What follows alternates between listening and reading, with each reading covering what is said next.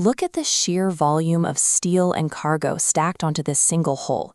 Every day, thousands of these massive vessels navigate the open ocean, seamlessly moving the materials that keep modern life running.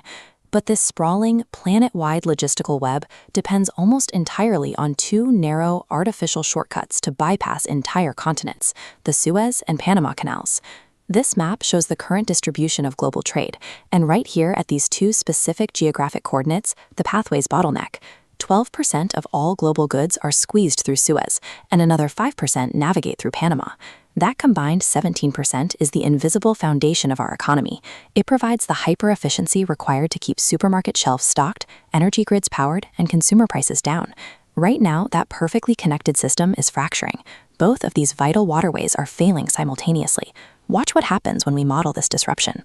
As the pathways dim and freeze, the seamless movement of cargo grinds to an abrupt halt. The complexities of this dual crisis stem from the inverse nature of their triggers. On one side of the world, traffic is choked by geopolitical warfare. On the other, it is paralyzed by a natural climate disaster.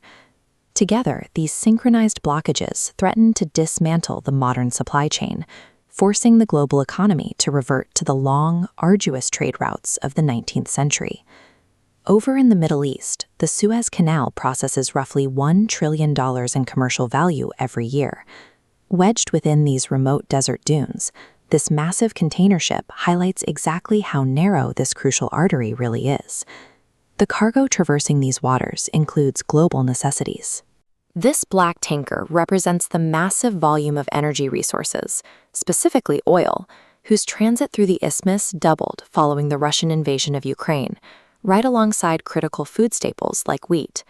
But navigating the Bab el-Mandeb Strait and the Red Sea has become intensely dangerous. Militant forces from Yemen are launching persistent attacks on merchant vessels, while pirate activity off the coast of Somalia is surging. The physical risk to crews and cargo has crossed the threshold of basic operational safety. Major shipping conglomerates like Maersk are pulling their fleets, declaring the route too dangerous to navigate. Losing this bottleneck strips away a massive pillar of global economic security. A trillion-dollar shortcut is rapidly devolving into a high-risk dead zone. Halfway across the world in Central America, the threat paralyzing the Panama Canal comes from a completely different source, an increasingly erratic climate. The canal relies heavily on Lake Gatun to feed its operations. As severe regional drought pushes the reservoir nearly 2 meters below normal depth, you can clearly see the dead trees emerging from the retreating waterline. This lack of fresh water directly impairs the older canal infrastructure built back in 1914. These original locks lack modern recycling systems and require massive, unsustainable volumes of water to lift and lower each passing vessel. With the primary reservoir drying up, the Canal Authority is forced to restrict daily ship transits. The few remaining slots are auctioned off to the highest bidder, sparking desperate financial bidding wars among shipping lines. This chart tracks those transit auction fees. While crossing the canal used to be a highly predictable expense, the bidding has recently spiked in extreme cases to a record $4 million for a single passage.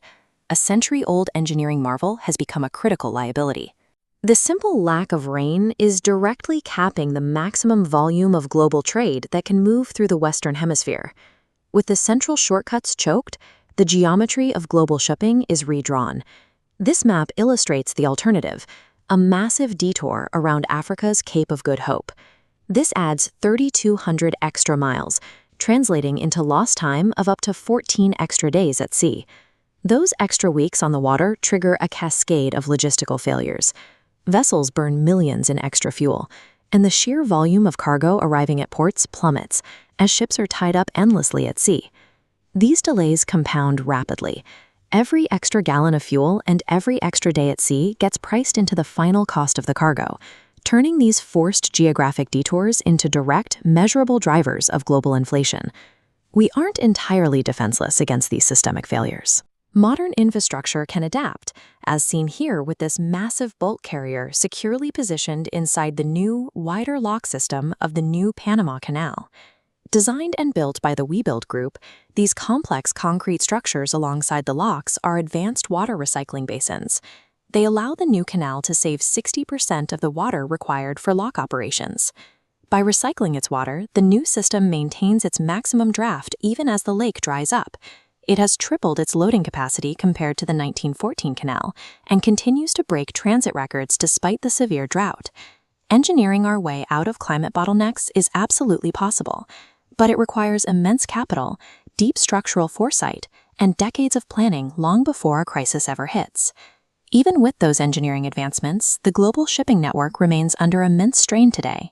The onlookers here are watching a complex choreography of international vessels, all waiting their turn to navigate a fractured system. The threats we face are dangerously asymmetrical. We can pour concrete and invent technical solutions to outmaneuver a drought, but infrastructure alone cannot engineer a path through geopolitical warfare.